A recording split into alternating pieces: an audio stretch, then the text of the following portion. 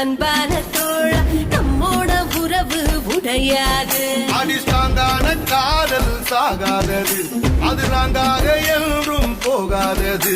நாம் கூத்தாடவும் கை கோத்தாடவும் மனம் காத்தாடி போலாடுதே. 60 ஆயிடுச்சு, மணிவிட முடிஞ்சிடுச்சு, ஆனாலும் லவ் ஜோடி